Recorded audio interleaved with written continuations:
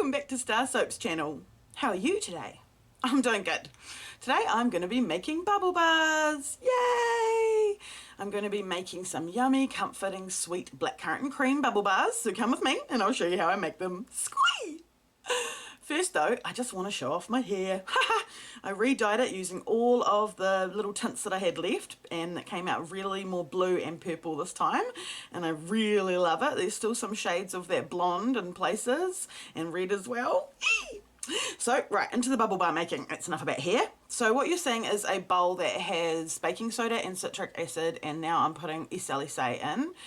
And I'm going to sieve the SLSA because it tends to clump up and you really don't want those little clumps. They won't properly mix through. So this is really the only one I sieve. I usually don't bother sieving the other powders because I can mix the clumps out of them real easily. So there was the SLSA. That's the one that you need to wear a mask for, because when it becomes airborne it can get into your nose and it can just irritate your throat and your nose a bit. So just be careful with that. This is cornstarch that I'm putting in now, just to help to create the doughy consistency.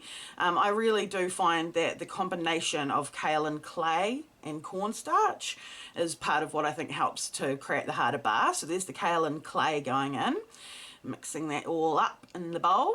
Lovely. I bought this little spoon because it reminded me of Teach with the little curly end. So now I'm just going to separate some of my dry powders out into a bowl with some colorant. And I'm just doing this because I always find that the liquid phase, when you go to add your liquids into your bubble bars, can be just a little bit temperamental. Like, it's not always exactly the same every single time. So that's why I'm also adding the fragrance oil to the powders now. Any liquids that I have to add, so like if my colorant was in liquid form, I would try to add that first before I went ahead and added any of my glycerin or my other liquids, just because that way you can play with it. You don't have, you don't have dough that you then add more liquid to and suddenly it becomes too sticky and you can't work it. So that's just my little tip there for you guys. So the powders have been separated out. We've got a lovely red lake here, and the thing about lake dyes is that they will colour your bath water really wonderfully. It will disperse throughout the water and give you a nice pink bath, but it won't stain your clothes or your towel or you, so that's really, really good. The other one that people use that I think is another one I like to recommend is the Wilton gel icing colorant stuff that people actually use it for, like cooking and baking. It comes in like a liquidy gel form rather than in powder form, but it's another good one. So you've just seen glycerin go in, and that's a little bit of oleic acid that's going in there now. And now I'm adding a teensy bit of cocamidopropyl betaine. So my cocamidopropyl betaine is a liquid surfactant, so that means that there's a double surfactant going in this recipe, but it is the fluidity of water. It is so thin. It is not like an oil and not like glycerin, which is very tacky. It's thin as water, so I have to be very careful as I add it because I don't want to activate my powders. I'm just trying to bring it all together into a dough consistency.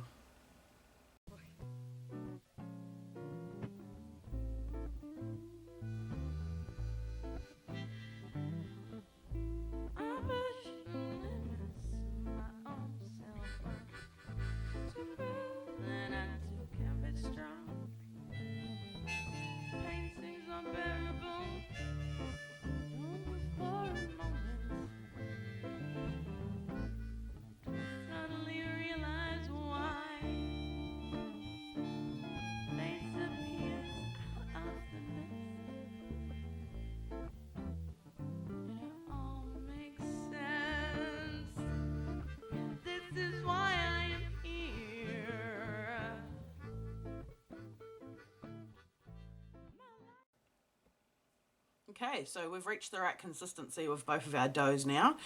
So now I'm going to get ready to roll out. I've got a piece of wax paper here and I've got cornstarch laid out all over the wax paper.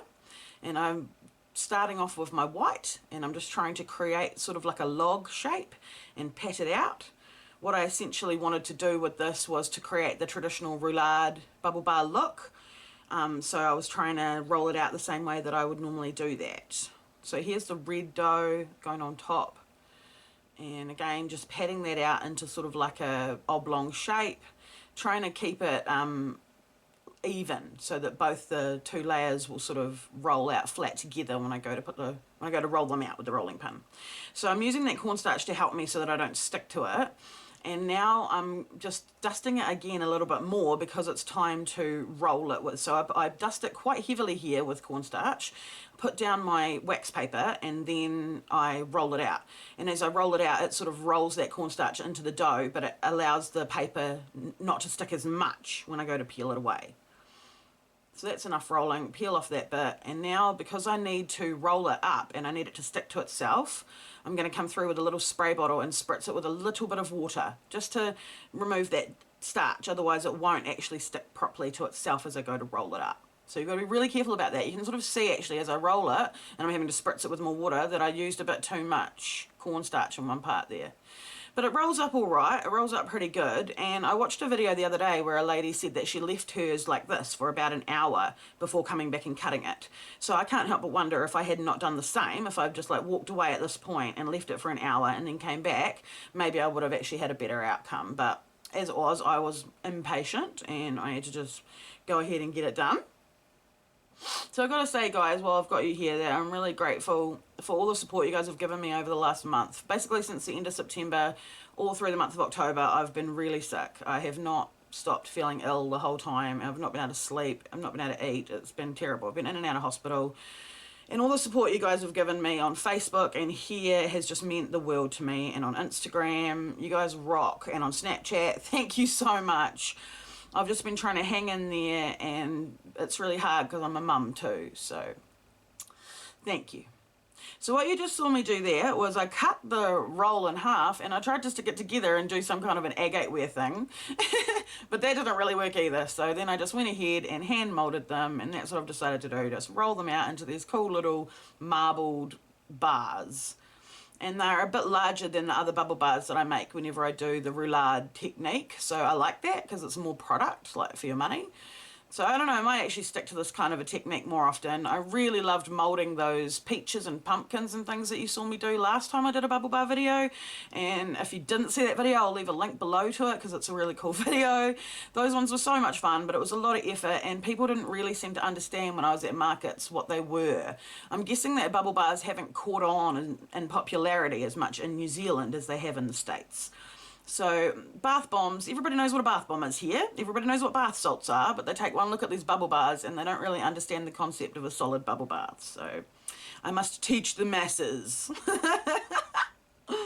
Okay, so now that I've rolled them out and they're all ready to go, I like to pop them in my dehydrator. And I'd only do this for like little short 10-minute bursts on the low setting of my dehydrator, come back and check them, and then I can let them cool and wrap them. So this is kind of like my low temperature oven drying technique that if you've seen StarrSoap's The Bubble Bath Theory, that video shows you how I dry them in the oven. This is sort of similar to that, except I'm using a dehydrator, which is like running at a lower heat and less likely to actually cause any problems. So I just flip this upside down and kind of gently stack it on so that I can actually do this.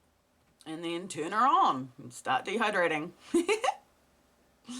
So here they are, all dried and in their little shrink wrap bags. And I'm just showing you how I shrink them and how I get them ready for sale.